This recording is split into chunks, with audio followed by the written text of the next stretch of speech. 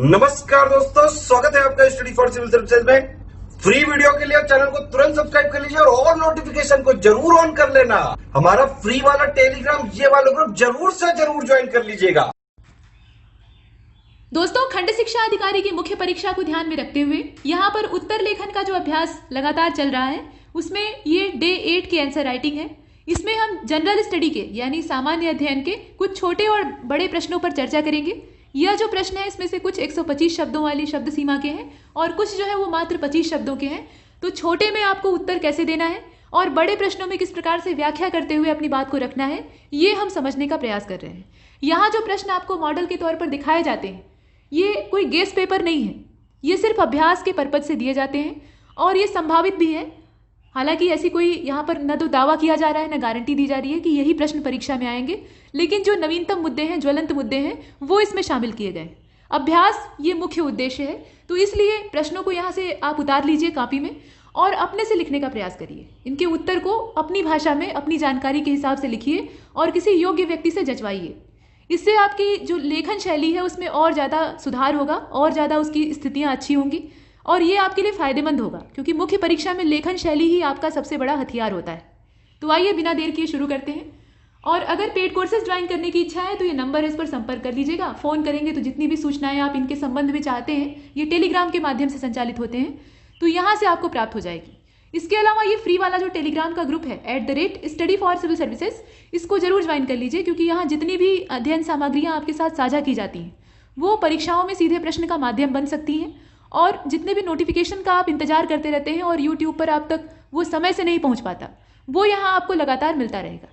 तो बिना देर किए इसे ज्वाइन कर लीजिए। ये बिल्कुल फ्री ऑफ कॉस्ट है, इसका कोई चार्ज आपको नहीं देना है। प्रश्न नंबर 1 आपके सामने है और प्रश्न नंबर 1 में जो चीज़ें दी हुई हैं इन्हें आप भी जानना चाहते हैं और जानना नहीं चाहते, बल्कि बहुत से लोग ऐसे हैं जो कि 5G सेट खरीद कर और बैठे हुए हैं इंतजार में कि सिम कब आएगा, जो सिम कार्ड है वो कौन सी कंपनी लॉन्च कर रही है और कब आएगा और उसकी कीमत, उसका जो डाटा का मूल्य है वो कितना होगा। ये सब जानने की उत्सुकता हर व्यक्ति के दिमाग में है।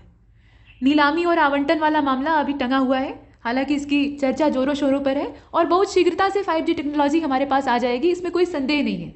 लेकिन वर्तमान में अभी आम आदमी की पहुंच से ये दूर है, ये आप जानते हैं। अब आपको यहाँ जो प्रश्न पूछा है उस पर ध्यान देना है। इसमें यह पूछा गया है कि जो 5G टेक्नोलॉजी है वो क्या है।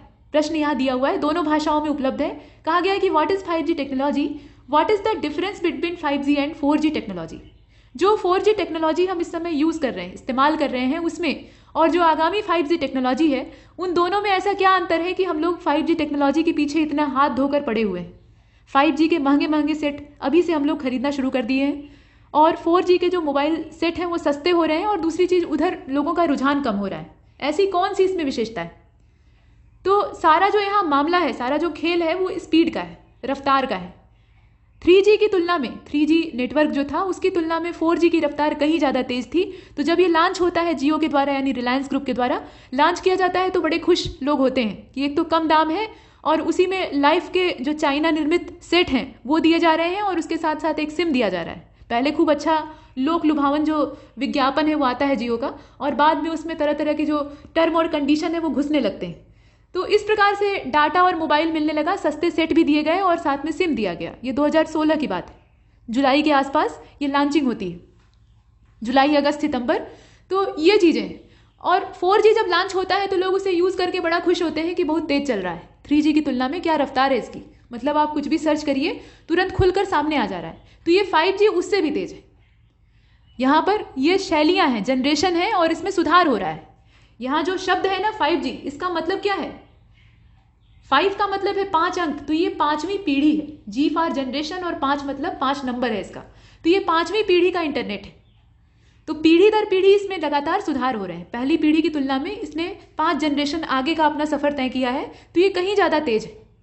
और इसीलिए यहाँ पर जो सेंडर और रिसीवर के बीच में डाटा के ट्रांसफ़र का वक्त है वो काफ़ी कम लगेगा 4G की तुलना में या अन्य जो पीछे वाले नेटवर्क थे उनकी तुलना में। अब आप यहाँ इतना लिख सकते हैं और उसके बाद ये लिख सकते हैं कि 4G नेटवर्क की जो अधिकतम स्पीड है वो अब तक 45 मेगाबाइट पर सेकेंड रिकॉर्ड की गई। ये बिट और बाइट जो है ये डिजिटल टेक्नोलॉजी में डाटा को नापने के मात्रक होते हैं या उसकी इकाइयाँ होती हैं। तो यहाँ आप कह सकते हैं कि 45 मेगाबाइट तक जो इसमें प्रति सेकंड वाली स्पीड है वो रिकॉर्ड की गई है।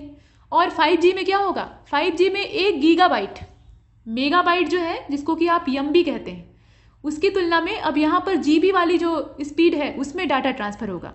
तो 1 गीगाबाइट यानी 1 GB पर सेकेंड, यह जो स्पीड है, माफ़ कीजिएगा, 1 GB पर सेकेंड, यह जो स्पीड है ये पहुँच जाएगी।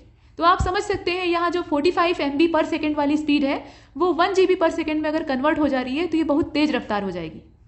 और इसलिए हम कह सकते हैं कि 5G से आने वाली जितनी भी टेक्नोलॉजी है, मतलब इसके द्वारा संचालित होने वाले जो मोबाइल फ़ोन हैं उसमें इंटरनेट जो वर्तमान में हम 4G इस्तेमाल कर रहे हैं उसकी तुलना में 20 गुना ज़्यादा तेज़ी से चलेगा।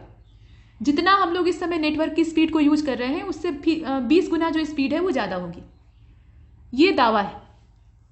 अब देखिए यहाँ पर हमें सिद्ध करना होगा कि 4G की तुलना में ये किस प्रकार से बेहतर है, दोनों की तुलना करनी है। प्रश्न में क्या कहा है कि दोनों के बीच का अंतर क्या है, तो अंतर तो आप तभी जानिएगा ना जब तुलना करिएगा। तो आप लिख दीजिए कि 4G जो है ये 45 Mbps यानी मेगाबाइट पर सेकेंड, 45 ऐसे लिखा होता है Mbps, तो Mbps का मतलब क्या है, मेगाबाइट पर सेकेंड, ये इसका पूरा मतलब है। तो इसकी अधिकतम स्पीड जो है वो जो 4G नेटवर्क है इससे प्राप्त होती है, और 5G जो है इससे 20 गुना तेज रफ्तार से यानी 1 Gbps यानी 1 गीगाबाइट पर सेकेंड की जो स्पीड है इंटरनेट के मामले में देगा। और ये जो स्पीड है यहाँ पर डाटा ट्रांसफर की रफ्तार को बहुत तेज कर देगी।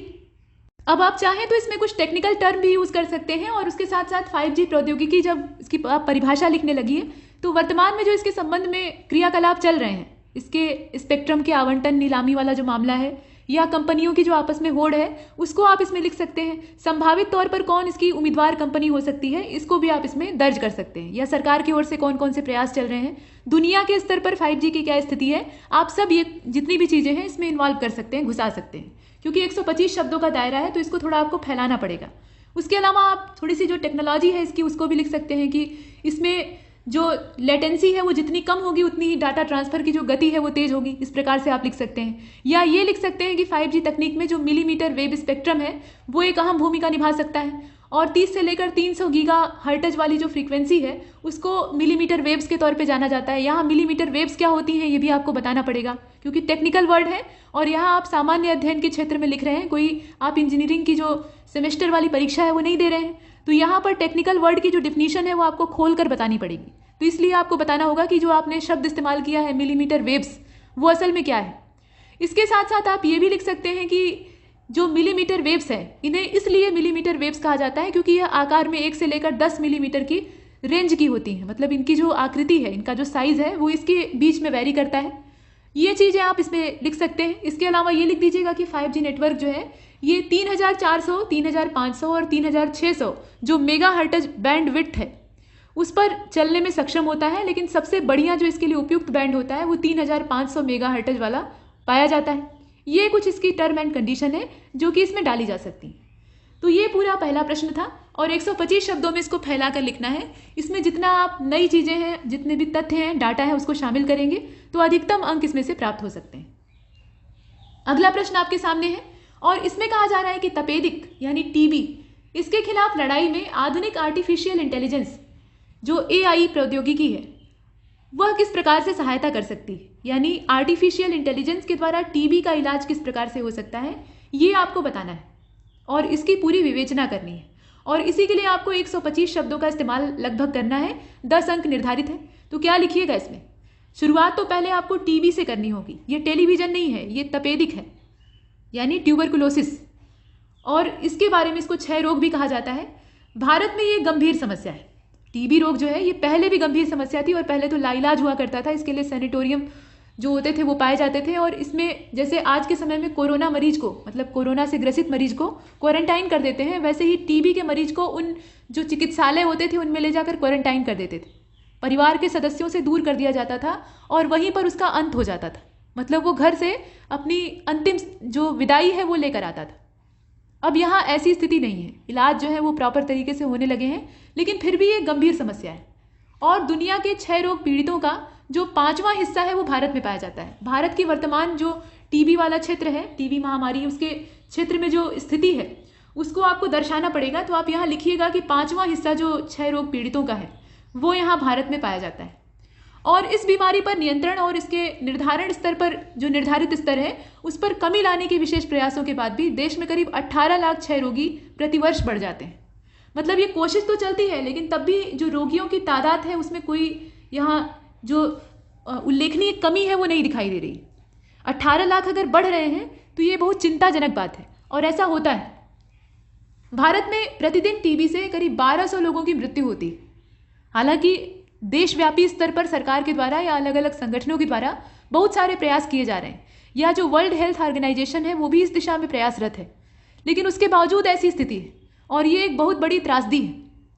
किसी भी अन्य रोग या आपदा का इतना ऊंचा स्तर नहीं है जितना कि टीबी का है, और आर्टिफिशियल इंटेलिजेंस प्रौद्योगिकी ये इस बीमारी की रोकथाम में एक महत्वपूर्ण भूमिका निभा सकती है। अब इंसान के द्वारा काम नहीं बन रहा है तो जो रोबोट और सॉफ्टवेयर टेक्नोलॉजी है उसका यहाँ पर यूज़ करेंगे।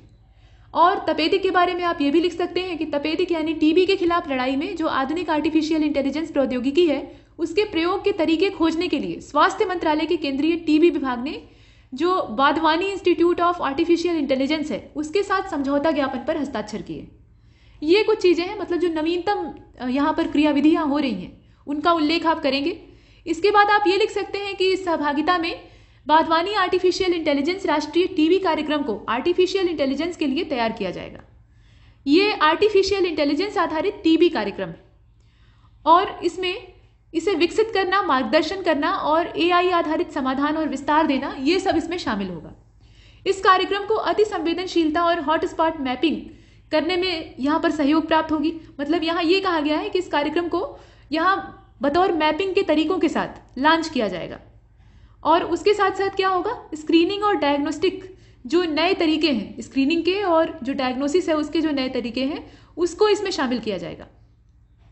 इसके साथ साथ इसमें जो आप संसाधनों का इस्तेमाल कर रहे हैं उसमें भी बचत होगी। जो पहले यहाँ पर संसाधन बेकार चले जाते थे उनको बचाया जा सकेगा और एक सीमित मात्रा में इस्तेमाल किया जा सकेगा, ऐसे आप लिख सकते हैं। इसके अलावा आप ये भी लिख सकते हैं कि जो इसकी जांच की सटीकता है वो आर्टिफिशियल इंटेलिजेंस के प्रयोग से बढ़ जाएगी, और इसके उपयोग से इस क्षेत्र में काफ़ी अच्छे नतीजे आने की संभावना है, खासतौर पे ऐसी परिस्थिति में जहां हमारे पास रिसोर्सेज बहुत लिमिटेड हैं, यानी सीमित मात्रा में है। संसाधन अभी भी चिकित्सा के मामले में जो मूलभूत आवश्यकताएं हैं वही हमारे देश के पास नहीं है। कहने के लिए तो बहुत कुछ है, लेकिन जब वास्तविक धरातल पर हम आते हैं तो कमी दिखाई देती है। जनसंख्या की तुलना में संसाधनों का अभाव है, इसमें कोई संदेह नहीं है। तो यहाँ जो आर्टिफिशियल इंटेलिजेंस है उस समस्या को काफ़ी हद तक दूर कर सकता है, या कम तो कर ही सकता है, इसमें कोई संदेह नहीं। ये आप लिख सकते हैं। और जो वैश्विक सतत विकास लक्ष्य है उससे 5 साल पहले हम जानते हैं कि जो SDG गोल हैं, कुल 17 उनकी संख्या है, तो उनका टारगेट है 2030 तक उन्हें अचीव करना है, उन्हें मैक्सिमम अमाउंट में प्राप्त करना है। एकदम 100% तो कोई देश नहीं प्राप्त कर सकता, लेकिन फिर भी जो अधिकतम उसमें से प्राप्ति है वो सभी चाहेंगे कि उतना हम अर्जित कर लें। तो 2025 में, यानी उससे 5 साल पहले, टीबी के उन्मूलन के लिए भारत प्रतिबद्ध है। तो इसीलिए ये आर्टिफिशियल इंटेलिजेंस वाला जो मुद्दा यही सामने आया है, इसका हम लोग सहयोग ले रहे हैं। इसकी सहायता से इस उन्मूलन वाले कार्यक्रम को और सुचारू रूप से चलाया जा सकता है। ये सब चीज़ें हम इसमें शामिल कर सकते हैं। इसके बाद अगला प्रश्न हमारा सामने है। यहाँ पर शब्द सीमा कम हो गई है और हमें लिखना है dispute between India and Nepal, यानी भारत और नेपाल के बीच में जो विवाद है उसको आपको लिखना है। यहाँ पर विवाद क्या है, उसके पीछे का कारण, और कुछ समाधान भी अगर हो सके तो दे दीजिएगा। ये 50 शब्दों में आपको समेट कर बताना है। यहाँ पर जो निर्धारित अंक है वो 6 है, यानी बहुत ज़्यादा तो नहीं लिखना है। तो कोई भी समस्या अगर खड़ी होती है, मतलब कोई विवाद होता है, तो उसके बीच में कोई जड़ होती है। तो जड़ यहाँ पर भौगोलिक आकृति है। ये धारचूला वाला जो क्षेत्र है इसको आप सिस्टमेटिक तरीके से समझ लीजिए। भारत और नेपाल के बीच हालिया विवाद जो है इसका कारण उत्तराखंड का जो धारचूला है वहाँ पर लिपुलेख दर्रे को जोड़ती हुई एक सड़क है। आपने पीछे देखा था पिछले न्यूज़पेपरों की आर्टिकल्स में कि वहाँ पर नेपाल ने कुछ दर्रों पर दावा किया था, जैसे काला पानी है, इस प्रकार का लिपुलेख है, इन सब दर्रों पर वो अपना दावा कर रहा था। तो हमारे जो पड़ोसी देश हैं वो आजकल अपनी मन मर्जी से काम नहीं करते हैं, वो चीन की शह पर काम करते हैं। चीन जो है उन्हें उकसाता है।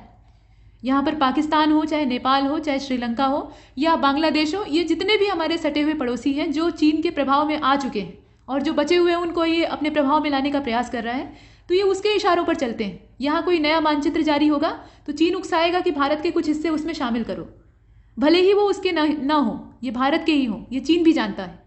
लेकिन फिर भी उन्हें उकसाता है और ये शामिल करते हैं। जैसे अभी पाकिस्तान ने अपना नया नक्शा जारी किया था, तो वहाँ भी जूनागढ़ पे वो अपना दावा कर रहा था। तो इस प्रकार की विवाद की स्थितियाँ वहाँ खड़ी हो, ये चीन चाहता है और भारत परेशान हो, ये उसका मूल उद्देश्य है। फिलहाल यहाँ काला पानी के पास पड़ने वाला यह क्षेत्र नेपाल का हिस्सा है, ये नेपाल का दावा था। मतलब नेपाल ने कहा कि ये मेरा है, और भारत ने नेपाल से वार्ता किए बिना इस क्षेत्र से अपनी सड़क का निर्माण करने वाला जो काम है वो कर लिया है। तो यहाँ इसी बात पर झगड़ा था, और नेपाल द्वारा आधिकारिक रूप से नेपाल का नवीन मानचित्र जारी किया गया। यहाँ पर कुछ हमारे जो पड़ोसी देश हैं उन्हें एकाएक से नक्शा जारी करने की याद आती है, तो ये क्या करते हैं, अपना नक्शा जारी करते हैं, अपने देश का जो नया संशोधित मानचित्र है उसको जारी करते हैं, चाहे वो नेपाल हो या पाकिस्तान हो। तो यहाँ जब ये जारी करते हैं तो उसमें उत्तराखंड का जो काला पानी, लिपुलेख, या इसको आप लिम्पियाधुरा कह सकते हैं, उसके अलावा लिपुलेख भी है, इसमें कई नाम आते हैं। देखिए काला पानी है, लिम्पियाधुरा को आप जोड़ लीजिएगा, और लिपुलेख को आप जानते हैं। इसको, यह जो नेपाल है ये अपने संप्रभु क्षेत्र का हिस्सा बताता है। मतलब कह रहा है कि काला पानी मेरा है, लिम्पियाधुरा मेरा है और लिपुलेख मेरा है। अब ये काला पानी वो अंडमान नहीं है, यहाँ पर दर्रों और पर्वतीय क्षेत्रों की बात हो रही है। तो इन भारतीय क्षेत्रों पर नेपाल अपना दावा कर रहा है, जबकि ये उत्तराखंड का हिस्सा है, अखंड भारत का एक भाग है। और ये सब कैसे हो रहा है, तो ये चीन की शह पर हो रहा है। लेकिन यहाँ आपको राजनीति में नहीं पढ़ना है, यहाँ 50 शब्दों में लिखना है, तो सिर्फ जो मैटर है, जो मामला है उसको लिख दीजिएगा, इतना पर्याप्त है। या हो सके तो जो नेपाल के द्वारा जारी किया गया नया मानचित्र है, अगर वो आपको कहीं से मिल जाए तो उसको एक रफली बना दीजिएगा, रफ तौर पे बना दीजिएगा, और इसमें दर्शा दीजिएगा कि यही क्षेत्र हैं जिन पर कि नेपाल अपना दावा कर रहा है। या उत्तराखंड का वो मानचित्र बना दीजिएगा जिन क्षेत्रों पर नेपाल ने अपना दावा किया है, उन क्षेत्रों को हाईलाइट कर दीजिएगा। तो इस प्रकार के भौगोलिक जो प्रश्न होते हैं, जहाँ स्थलाकृतियों या भौगोलिक क्षेत्रों की बात आती है, वहाँ पे मानचित्र बड़े फायदेमंद होते हैं। मतलब यकीन मानिए 6 नंबर में से आपको अधिकतम मिलेंगे अगर आप मानचित्र बनाते हैं तो। ये बात है। अब इसके बाद आगे चलते हैं। इसके बाद अगला जो प्रश्न है, इसमें पूछा है कि जो स्ट्रेटेजिक सेल होती है वह क्या है, इसके बारे में आपको बताना है। तो इसके बारे में आप कुछ जानते हैं? अच्छा, एक चीज़ और है, देखिए पीछे वाला जो प्रश्न था इसमें आप एक और बैकग्राउंड जोड़ सकते हैं। 50 शब्दों में आपको लिखना है, तो थोड़ा पृष्ठभूमि भी जोड़ सकते हैं कि नेपाल ने इस संबंध में वर्ष 1816 में, पीछे चले जाइएगा, तो 1816 में जो संगोली की संधि हुई थी उसका जिक्र किया है। मतलब पीछे से ऐतिहासिक आधार ले आया है, ताकि एकदम से ये न लगे कि हवा में दावा कर रहा है। और नेपाल के विदेश मंत्रालय के हिसाब से जो संगोली की संधि हुई थी 1816 वाली, उसके तहत काली नदी, काली को वहाँ महाकाली भी कहा जाता है, तो उस नदी के पूर्व के सभी क्षेत्र, जिसमें कि लिम्पियाधुरा है, इसके अलावा काला पानी है और लिपुलेख है, जिन पर कि ये दावा कर रहा है, वो नेपाल का अभिन्न अंग है। मतलब उस संधि के समय की बात हो रही है। और जो आंग्ल नेपाल युद्ध हुआ था, मतलब ये एंग्लो नेपालीज जो वार हुआ था, उसके बाद 1816 में नेपाल और ब्रिटिश भारत के द्वारा जो संगोली की संधि हस्ताक्षरित की गई थी, उसकी यहाँ पे परिपाटी ली जा रही है। मतलब जब ब्रिटिश भारत था, ब्रिटिश लोगों का यहाँ कब्जा था, तो उस समय जो नियम कायदे बनाए गए थे उसको यहाँ नेपाल हथकंडे के तौर पर यूज़ कर रहा है। और उल्लेखनीय है कि जो संगोली की संधि थी उसमें महाकाली नदी को नेपाल की पश्चिमी सीमा के रूप में परिभाषित किया गया था। मतलब बताया गया कि आपका पश्चिमी बॉर्डर यही है और ये आपका बॉर्डर है, इससे बाहर आपका जो क्षेत्र है वो नहीं पाया जाता। और पिछले साल क्या हुआ, बीता वर्ष जो था, नेपाल सरकार के हिसाब से बीते वर्ष जम्मू कश्मीर का जो विभाजन था, उसके बाद भारत सरकार द्वारा प्रकाशित नए मानचित्रों में भिन्नता से स्पष्ट था कि भारत द्वारा इस मानचित्र में छेड़खानी की गई है। मतलब भारत ने इसमें छेड़छाड़ की, ये उनका दावा है। तो ये पूरा मामला है, इसमें आप इन चीज़ों को जोड़ दीजिएगा तो ये और ज़्यादा थोड़ा रोचक बन जाएगा, क्योंकि ऐतिहासिक बैकग्राउंड आप इसमें लगा रहे हैं। चलिए अब आगे चलते हैं। अगला जो प्रश्न था उसको हमने देख लिया था, स्ट्रेटेजिक इसमें सेल के बारे में कहा जा रहा है, ये है क्या, बताइए इसमें क्या लिखा जा सकता है। ये भी 50 शब्दों का ही प्रश्न है, उत्तर इतने में ही लिखना है आपको। तो इसमें आप लिख सकते हैं कि किसी भी कंपनी की रणनीतिक बिक्री के तहत किसी रणनीतिक सहभागी को, मतलब कोई भी जो रणनीतिक सहभागी है, उसको शेयरों के ब्लॉक का हस्तांतरण किया जाता है तथा प्रबंध नियंत्रण का हस्तांतरण भी किया जाता है। और सामान्य रूप से रणनीतिक बिक्रियों को सरकार की जो शेयर होल्डिंग क्षमता है, मतलब यहाँ ये कहा जा रहा है कि जो रणनीतिक बिक्रियाँ होती हैं उससे सरकार की जो शेयर होल्डिंग क्षमता है उसको 50 से लेकर 51% तक कम कर दिया जाता है। मतलब यहाँ उसमें कमी लाई जाती है, और कितनी लाई जाती है, तो 51% से कम कर दिया जाता है। और यह विशेष रूप से विनिवेश का मामला है। ये जो मैटर है, मामला है, किससे संबंधित है, विनिवेश से संबंधित है, जो कि शेयरों के हस्तांतरण के माध्यम से सरकार को न केवल बेहतर राजस्व उपलब्ध कराता है, बल्कि कौशल सुधार के द्वारा कंपनी की वृद्धि दर को प्रोत्साहित करने के लिए अनुभवी कारपोरेट्स को कंपनी का प्रबंधन नियंत्रण सौंपता है। इसके दोनों काम हैं, तो दोनों कामों को आपको यहाँ लिखना होगा। इतना आपको डिटेल में यहाँ जाना पड़ेगा, बहुत ज़्यादा डिटेल भी नहीं है, लेकिन एक औसत जो सामान्य आकार का प्रश्न है उतना उत्तर आपको लिखना है। इसके बाद आगे चलते हैं।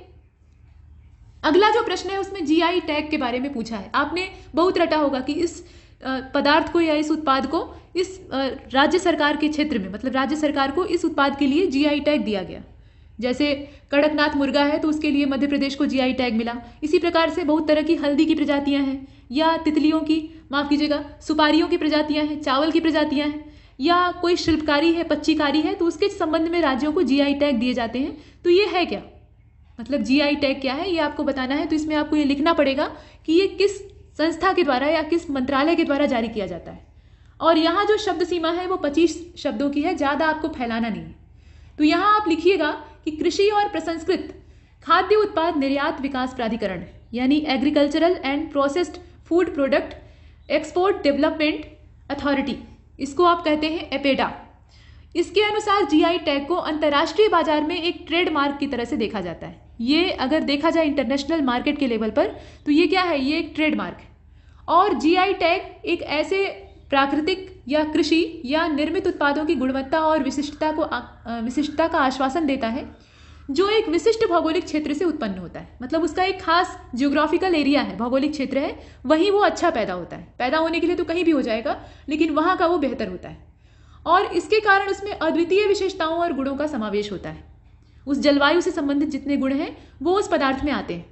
और भौगोलिक संकेत बौद्धिक संपदा अधिकारों का हिस्सा है, जो कि औद्योगिक संपदा के संरक्षण के लिए पेरिस अभिसमय, जो पेरिस कन्वेंशन है for the protection of industrial property, उसके तहत ही आता है, उसके अधीन आता है, ये हम कह सकते हैं। और भौगोलिक संकेत रजिस्ट्री का जो मुख्यालय है वो चेन्नई तमिलनाडु में। इसका मुख्यालय कहाँ पे है, ये चेन्नई में। मुख्यालय यानी हेडक्वार्टर को आप याद रखिएगा। और भौगोलिक संकेतक का जो पंजीकरण है वो 10 साल के लिए वैलिड होता है। 10 साल के लिए पंजीकरण होता है, उसके बाद आपको इसको रिन्यू कराना होता है, यानी इसका नवीनीकरण कराना होता है। ये इसकी पूरी बात है, इसको आप अपने शब्दों में लिख सकते हैं। और अगर आप चाहें, वैसे तो 25 शब्दों की ही शब्द सीमा है, लेकिन मान लीजिए अगर शब्द सीमा ज़्यादा होती है तो इसमें जो नवीनतम कुछ जीआई टैग दिए गए हैं या जीआई टैग से संबंधित कोई मुद्दा था तो उसको आप बतौर करंट अफेयर एग्जाम्पल के तौर पर यहाँ जोड़ सकते हैं। इसके बाद आप आगे अगले प्रश्न को देखिए। यहाँ पर ASHA ये लिखा हुआ है और इस शब्द की यानी इस पूरे मैटर की आपको व्याख्या करनी है 25 शब्दों में। और इसके लिए भी आपके जो निर्धारित अंक है वो सिर्फ 2 हैं। 2 अंकों में आपको इसको फैलाना है। तो ये है क्या, अब ये कोई स्कीम दिखाई देती है तो किस तरह की स्कीम है, इसमें आप लिख सकते हैं कि नई समग्र योजना में किसानों के लिए उचित मूल्य सुनिश्चित करने की व्यवस्था शामिल है। और इसके अंतर्गत आने वाले जो प्रमुख घटक है, ये है क्या, ये एक योजना है जिसमें कि किसानों के लिए जो उचित मूल्य है उसको निश्चित किया जाएगा, उसी के लिए प्रावधान किया गया है। और इसके घटक भी, घटक क्या है, तो प्राइस सपोर्ट स्कीम जो PSS है वो इसमें आता है। इसके अलावा इसमें 2 चीज़ें आती हैं, ये ASHA है और इसके अधीन 2 घटक इसके हैं। कौन कौन सा, तो एक तो PSS है और दूसरा क्या है, एक है PDPS। ये 2 घटक इसके शामिल। PSS क्या है, तो ये प्राइस सपोर्ट स्कीम है यानी मूल्य समर्थन योजना है, और दूसरी जो है वो मूल्य न्यूनता भुगतान योजना है या न्यूनतम भुगतान योजना है। इसको आप कहते हैं PDPS यानी प्राइस डिफिशियंसी पेमेंट स्कीम। ये इसका पूरा जो घटक वाला रूप है इसके तौर पे आप लिखते हैं। इसके अलावा एक और इसमें जुड़ जाता है आकर, उसको आप लिख सकते हैं private procurement and stockist scheme, ये PPSS के नाम से जानी जाती है। इतना इसमें घटक है। अब इसका नाम क्या है ये भी आपको पता होना चाहिए, तो इसमें आप ये लिख सकते हैं कि ये एक कॉम्प्रिहेंसिव स्कीम है, बस इतना इसमें पर्याप्त है। इसके बाद अगला जो प्रश्न है उसमें भी आपको 25 शब्दों में ही जो उत्तर है वो देने हैं। ये है देवधर ट्रॉफी। देवधर ट्रॉफी क्या है, ये कोई पुरस्कार है, लेकिन किससे संबंधित है क्या, ये आपको बताना पड़ेगा। तो ये भी 25 शब्दों वाला ही है, संक्षेप में आपको लिखना है। ये क्रिकेट प्रतियोगिता है, मतलब भारतीय घरेलू क्रिकेट में एक क्रिकेट प्रतियोगिता के तौर पे देखा जाता है। और इसका नाम प्रोफेसर DB देवधर, जो कि भारतीय क्रिकेट के ग्रैंड ओल्ड मैन के नाम से जाने जाते थे। जैसे grand old man of India ये दादा भाई नौरोजी को कहा जाता है, उसी प्रकार से ये भारतीय क्रिकेट के क्षेत्र में ग्रैंड ओल्ड मैन के नाम से जाने जाते थे। और उन्हीं के नाम पर यानी DB देवधर के नाम पर इस ट्रॉफी का नाम रखा गया है। और यह 3 राष्ट्रीय स्तर की टीमों यानी इंडिया ए, इंडिया बी और इंडिया सी, इनके बीच में वार्षिक आधार पर खेली जाने वाली 50 ओवर की नॉकआउट प्रतियोगिता है। इसमें ओवर कितने होते हैं? 50 होते हैं। और इंडिया बी मौजूदा चैंपियन है। फाइनल में इंडिया सी को 51 रन से हराकर 2019-20 का जो खिताब है वो इंडिया बी ने अपने नाम किया। तो यहाँ इंडिया बी, इंडिया सी और इंडिया ए के नाम से यहाँ जो टीमें हैं वो दिखाई देती हैं। इतना हम इसमें लिख सकते हैं। इसके बाद अगला जो इसमें प्रश्न है वो है जैन धर्म। जैनिज्म पर आपको लिखना है, कोई बड़ी बात नहीं है। इसमें आपको जैनिज्म क्या है ये लिखना पड़ेगा और कहाँ से शुरू हुआ और इसका जो प्रचार प्रसार है वो ज़्यादा किसने किया। देखिए, महावीर स्वामी ने जैन धर्म की स्थापना नहीं की थी। जैन धर्म पहले से मौजूद था। महावीर स्वामी ने उसको प्रोपेगेट करने का काम किया, उसको प्रचार प्रसार करने का, फैलाने का काम किया। तीर्थंकर तो पहले से ही चल रहे थे। तो जैन धर्म एक प्राचीन धर्म है, इसके बारे में आप लिख सकते हैं। और यह दर्शनों में निहित है जो कि सभी जीवों को अनुशासित अहिंसा के माध्यम से मुक्ति और आध्यात्मिक शुद्धता और आत्मज्ञान का मार्ग सिखाता है। ये इसका पीछे का जो पर्पज है वो दिया हुआ है। इसके बाद आप ये लिख सकते हैं कि ये जो जैनिज्म है ये 6वीं शताब्दी ईसा पूर्व में, 6वीं शताब्दी ईसा पूर्व वाला जो समय था उस समय ये प्रमुखता से सामने आता है। और ये प्रमुखता से सामने तब आता है जब भगवान महावीर इस धर्म में इन्वॉल्व होते हैं यानी जुड़ते हैं। सिद्धार्थ का इसमें, माफ कीजिएगा, जो वर्धमान है वो इसमें आकर इन्वॉल्व होते हैं। सिद्धार्थ तो गौतम बुद्ध के बचपन का नाम था। वर्धमान जो थे ये महावीर स्वामी थे। इनका जब योगदान इसमें शामिल होता है तो ये तेजी से फैलने लगता है। ऋषभ देव से लेकर बाकी जितने 23 तीर्थंकर हुए हैं तो उनमें प्रचार प्रसार की उतनी प्रवृत्तियां नहीं थी या सीमित थी, लेकिन यहाँ महावीर स्वामी के जीवन काल में या इनके प्रयासों से जैन धर्म का काफ़ी उन्नयन होता है। और 24 जो तीर्थंकर इसमें हुए हैं यानी महापुरुष, उसमें अंतिम भगवान महावीर ही थे। और 24 जो शिक्षक होते हैं इन्हें ही तीर्थंकर कहा जाता है। शिक्षक का मतलब क्या? ये उपदेशक या धर्म गुरु के तौर पर यहाँ सामने आते थे। और यहाँ पर ये आप लिख सकते हैं कि जो तीर्थंकर होते हैं वो असल में क्या होते हैं, जैन धर्म की दृष्टि से वो क्या होते हैं, तो ये ऐसे लोग होते हैं जिन्होंने जीवित रहते हुए ही ज्ञान की प्राप्ति कर ली, यानी निर्वाण उन्हें जीते जी प्राप्त हो गया है। ये योग्यता का इनका एक सबूत होता है। ये अरहत होते हैं। अरहत का मतलब क्या? योग्य होते हैं। और पहले जो इसमें तीर्थंकर थे वो ऋषभ देव थे या ऋषभनाथ थे, ऐसे आप लिख सकते हैं। तो ये आपका पूरा प्रोग्राम था आंसर राइटिंग का, और इसमें अंतिम जो प्रश्न था उसे आप जैनिज्म के तौर पर देख रहे थे। इस प्रकार के वीडियोज आते रहेंगे और इसके माध्यम से आपको एक प्रैक्टिस का जो जरिया है, प्रारूप है, वो दिया जाता रहेगा। अब लिखना और अभ्यास करना ये आपका काम है। यहाँ से जितनी यथासंभव सहायता हो सकती है वो की जाएगी। तो तब तक के लिए नमस्कार।